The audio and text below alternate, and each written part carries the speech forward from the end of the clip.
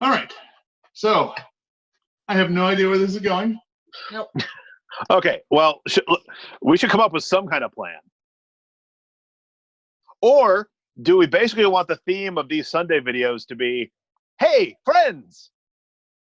I was kind of thinking that it might. Hey, I know them.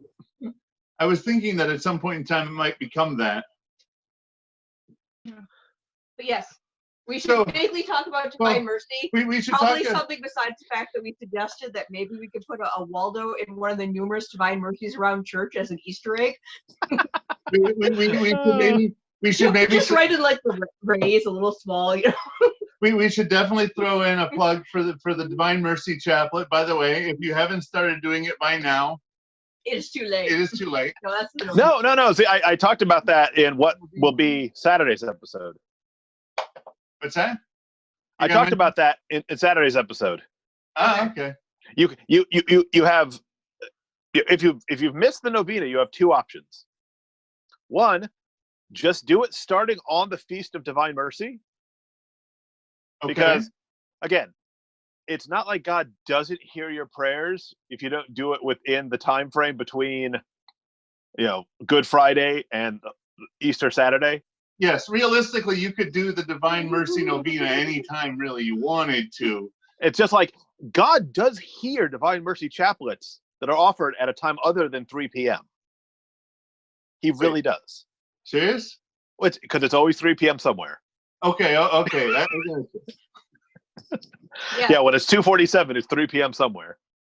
I once looked up, what is our time for 3 p.m. at like Jerusalem or Poland, and I'm like, those are horrible hours. Never mind. Yeah, Jerusalem's like 6-7 hours ahead of us, so it's getting to be night. Oh, and then the other option is Mother Teresa's Flying Novena. That is my favorite one. Now, it'll take a little longer if you're going to do 9 Divine Mercy chaplets than 9 Memorares, but you have to do 10. Yeah, exactly, and then a 10th in Thanksgiving. But the principle still holds. So you could squeeze the whole novena into one day. Sold. The Pope hasn't come out, pointing out the fact that, as no one can actually hit all the criteria. No. It doesn't. He doesn't count half of the parts you can't. No. Complete detachment. It might still be feasible. I mean, it's unlikely that they received confession 20 days prior, and we're about at least 3 weeks into it now. So if you there were some places where you like could. 2 months into it, so Well, I know from watching the Triduum masses from the cathedral, even though they put up a spiritual communion prayer, the bishop is distributing communion to someone. Oh yeah. I'm presuming the cantor and the reader, the altar servers. Yeah, there's communion getting distributed. I mean. So it is possible that and I went to drive-through confession last week, so you could still meet the conditions, except for the tricky one: complete detachment from sin. Yes, that's always the kicker. So anyways, the one where it's like, if you have this, you don't need the indulgence. So we could totally talk about the novena and No, because from the viewer's perspective, I talked about the novena yesterday. Oh, you did? Yes. Yes. When I was unboxing this shirt. Oh, okay, gotcha. Sorry, that's Saturday. Okay, that makes more sense. I'm like, I don't remember him talking about this at all last Saturday. No, all right. So, anyways, Divine Mercy, take 1. Count us down. 5, 4, 3. Welcome to the Popish Plot. I'm Nate. And I'm Jessica. And I'm Mike. Today, if you're watching this on its original air day, as you should, or on any other first Sunday of Easter immediately following its air day. I mean, if it's next year on the first Sunday after Easter, on the second Sunday of Easter. Yeah, it's when you're counting. Right, you're right. So if you're watching this on the day of its release, as you should every year, you should make it a tradition. It should make it a Popish Plot tradition that every second Sunday of Easter you watch this video, or one of the other videos that we've made for the second Sunday of Easter, if we have it. Or all of them. All of them would be even better. Again, we've talked about just setting that continuous loop. Yep. Just start playing and walk away from your computer. Anyways, Help us to goose the analog. The Divine Mercy Sunday. Yeah, that thing. Yeah. So that would be the second Sunday of Easter. Quasimodo Sunday. What? Quasimodo Sunday. Quasimodo Sunday. Okay. Are you going to explain it to people who don't vaguely remember that, yes, you are correct, but I don't remember exactly what it had to do with anything? Yeah, I'm lost. So it comes from the intro at the beginning of the Mass, where you would say in Latin, Quasimodo, yada yada yada yada yada. Okay. In this manner, Quasimodo. Gotcha. And then they would go from there. It's also known as Low Sunday or Thomas Sunday. This Sunday has so many names. Yeah. Well, but in the present common vernacular, it is Divine Mercy Sunday. It is it is the 9th day. Technically, I believe it's the 8th day. It's the 8th day of Easter. Yes, this is the octave day of Easter. Every day since last Sunday has been one continuous day, the awesomest day of all. Yep. We need to have like a church math for figuring out days and weeks, because there's always those weird things like, Jesus died in the afternoon on Friday, but 3 days later on Sunday morning he was risen because, well, that Friday counted as day and Saturday counted as day. It's no. See, because it's not 3 days later; it's on the third day. Those are different things. Yes. I'm just saying, because in that count, part of a day counts as a day. Yeah, he's still in the tomb. He's still dead. So, anyways, where was I going? I don't know. Something Couldn't about Divine Mercy Sunday. For those of you who are practicing the Divine Mercy Novena, today is the last day. Nope, yesterday was. This is day 10. True. Yes. Day 10. You're right. That's why the math didn't add up in my head. So what we've learned is Nate can no longer do math, even though he has degrees in accounting from having to spend every day at home. Yeah, exactly. He hasn't been practicing his skills. They're perishable. Yes. I probably would have a really hard time actually physically counting money. No. It's like riding a bike. It'll come right back, buddy. You can get some stuff from Monopoly out. Fortunately, I had that bowling tournament through February and March that helped me keep those skills in tune. So if you were doing the Divine Mercy Novena, you've been done. Congratulations. With the exception, of course, of receiving communion on the Divine Mercy Sunday. Yeah, that's a pickle. Depending on your logistical issues with regards to getting out of your house and going to Mass, you may also have missed the going to confession sometime within the either 20 days prior or 20 days after today.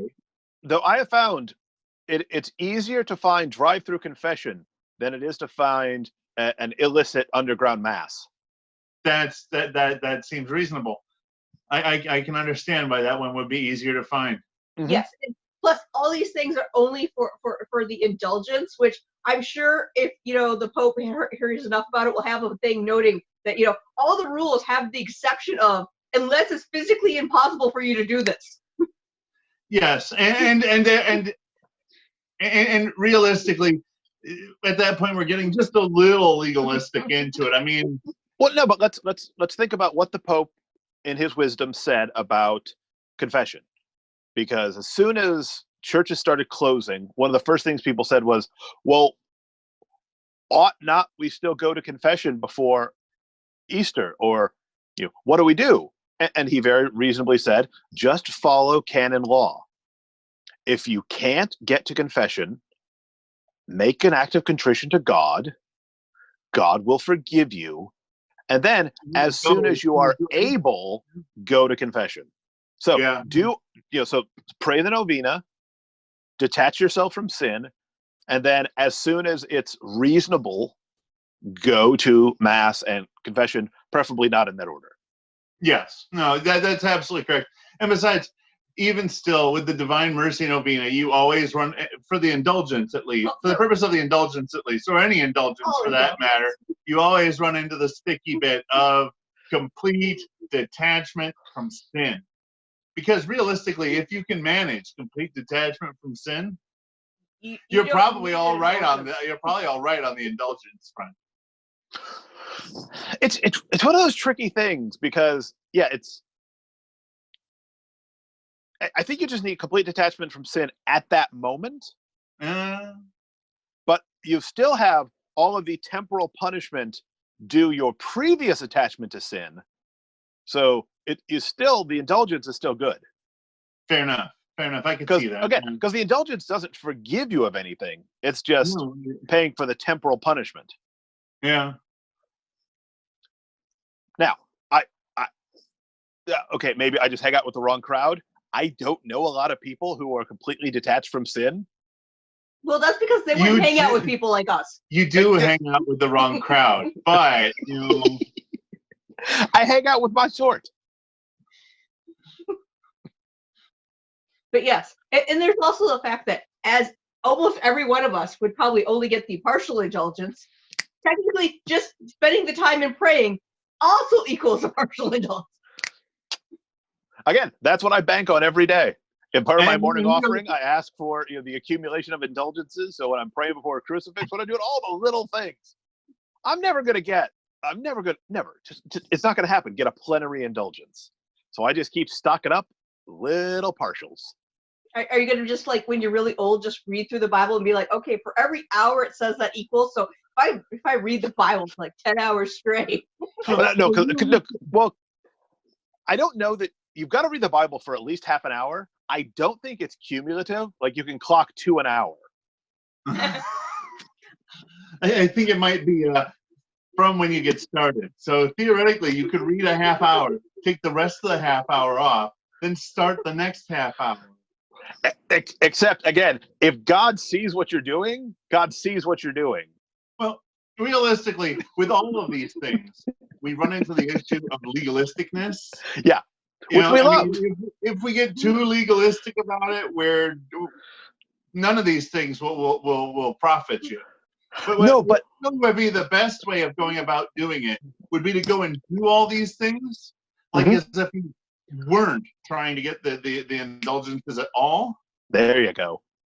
And just take the humility and just let those things rack up in the background, and then you can be like, wait, what? Oh, well, those things? Oh no, I never cared about that part. That's fantastic, but that's not why I was doing it. Well, yeah, that's not what I was doing it for. Sure, we know that's why they stacked up so fast.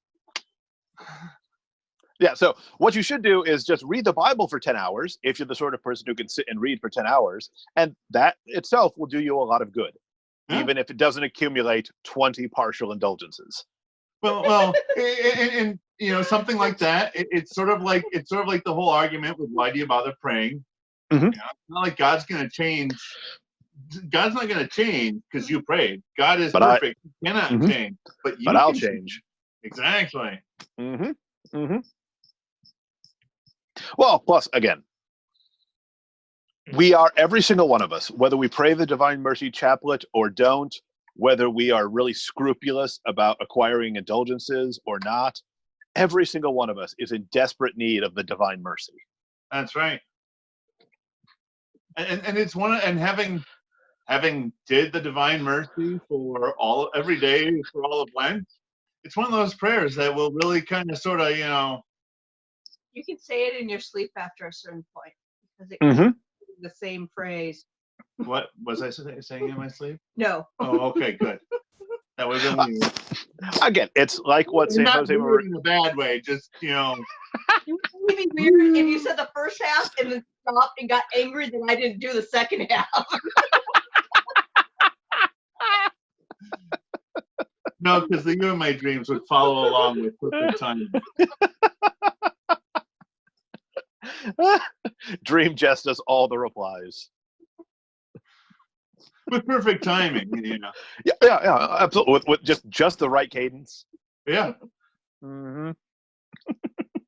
Oh, here's a question, and this is purely just opinion. Okay. The sung Divine Mercy, yes or no? A lot of people, when they do it in group recitation, they'll kind of sing it. I don't think I've ever experienced that.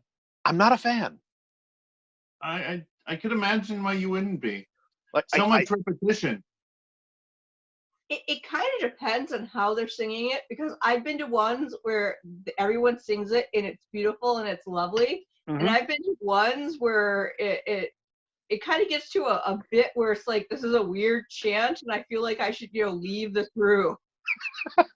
I feel deeply uncomfortable. Ugh. Fair enough. I don't know. I find it distracting. I can see that. Which which is weird because I like group prayer. I like call and response. Something about just the sung portion of it. Maybe I just need more exposure to it. I don't know. But see, I never do well with the call and response bit, because my brain just wants to say the whole prayer. Except in your dream. It's stopping at a point, you know. Except when you're asleep. Then you love the call and response. Probably. Yeah. So, it's Divine Mercy Sunday. In many ways, it doesn't feel like it, especially because we can't gather for the Divine Mercy shenanigans. But nevertheless, VEASTER continues to roll on. So be sure to subscribe to our channel, because another new plot is coming your way tomorrow. Ring that church bell so that you'll be notified when it does come out. Give this episode a like. Yep, there you go. And until next time, remember to live your faith. share that love.